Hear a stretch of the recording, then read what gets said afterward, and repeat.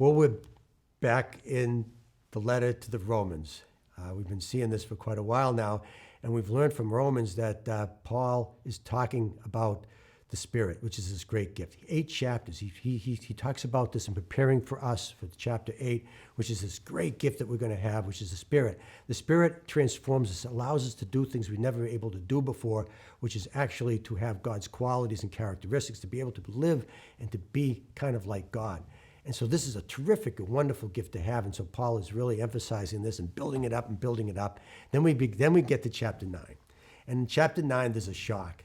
I mean, there's a really shock. And Paul says this, I don't want the gift. Are you kidding me? He doesn't want the gift? He says, no, I don't want the gift. If my Jewish people cannot be saved, then I don't want the gift. Are you kidding me? You spent 8 chapters talking about how great this gift is, and now you don't want to do it? What's going on here? Well, let's find out. So Romans is really a letter to address the church in Rome. And the church in Rome has 2 churches, 2 ethnic churches. One is a Jewish Christian church, and the other is a Gentile Christian church. They don't really see eye to eye. And so let's take a look at this in more detail. So let's say, for instance, we walk into the Jewish Christian church in Rome. And what are they thinking and what are they saying? Well, they're having problems with the Gentile church over there, their interpretation of Christianity. First of all, the Gentiles, who are used to worshiping lots of gods, is saying that Jesus is God and we have God the Father. And the Jews are getting very nervous about this and say, look, we got in a big trouble when we thought that there were more than one God. There's one God and that's it. So they're getting nervous about that.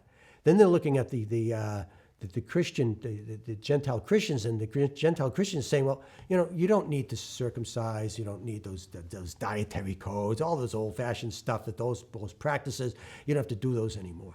And the Jewish Christians are saying, well, you can't do that. You can't just throw away all these laws and these things that God told Moses to do. You just pick and choose what you want. Another thing that they have a gripe against the Gentiles is that Jesus is really making a very big impact in the world. They're saying, well, look at you guys. You're still living the same pagan life that you did before. You haven't been really transformed. So the Jewish Christians have these objections against the Gentile Christians, and they're kind of settling in their own church. Now let's walk over now to the Gentile church. So the Gentiles are looking at the Jews, and they're saying, look at your smaller number. There's only a few of you. So where are you? Where are all the Jews? I thought the Jewish nation was supposed to usher in the Gentiles and supposed to draw in all the other nations. Where are you? You're not. And then another thing about you guys is you're really standoffish. He says you don't really integrate all the progressive things that have been happening. You need to upgrade. You need to upgrade. Some of these old things you got to take away because we've been added new things. And so you're lagging behind the times. You're dragging your feet. So you have tensions between these 2 churches, and that's why Paul is writing this letter, is to unify them. Now here's the thing. He's talking about the Spirit, and the key of the Spirit is unity. There's no unity. That means they are not living the Spirit. They're not using this gift. So this is the idea. So that's why Paul introduces the gift. Now they need to be able to use it. So how is he going to do this?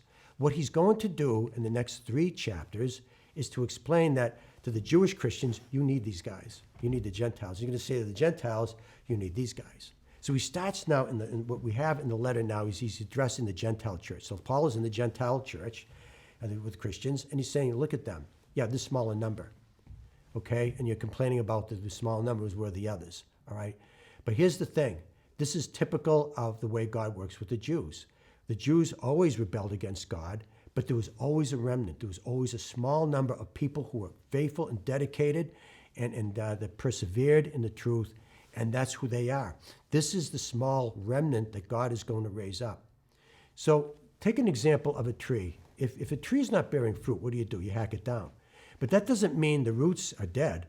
It means the roots are alive, and what sometimes happens is you get a sprout. A sprout comes up that's fresh, that's alive, that's carrying the DNA of the root system, and so that branch turns into a thick branch, and Paul is saying that all you guys need that remnant over there. You need them to be grafted because you need to be tied to that root system. If you're not tied to the root system, you're out.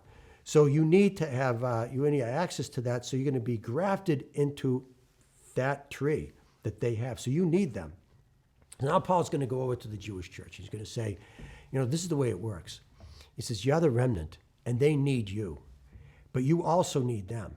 Because what God wants to do is he's going to usher in the Gentiles. And then after the Gentiles, all the fallen Jews are going to follow afterwards. But we need to get the Gentiles in first before the Jews, because if all the Jews come in first, the Gentiles aren't going to come in. So the way it works is that we need you, which is the remnant, then the Gentiles come in. So you need them if you want the other Jews to follow through. So you both need each other. So Paul brilliantly in these chapters goes from the great gift that they're not using properly, and to try to get them together that says that we need each other. We need each other to work together because for the better, so that the whole world can be transformed into Christ. And it's up to us. It's up to us to do that. And the only way we're going to do that is if we take the spirit that God's given us and use it truly. So it's a beautiful way that Paul is applying unity. That is the secret. That is the key. Christians, when they're not united, we're not living the spirit. That was the litmus test for Paul to see if you're really Christian. If you're living the Spirit, that's going to cause you to be united because you're going to be making sacrifices for others. So it's a wonderful letter. It breaks down in its parts, but when you put the parts together, you see this really beautiful message that Paul really wants to emphasize, to make sure that unity is that unity is in our hearts and in our minds all the time. That's the only way we're going to know that we're really, truly living and using this special gift that God gave us through Christ's resurrection. I hope this was helpful, and I'll see you in the next video.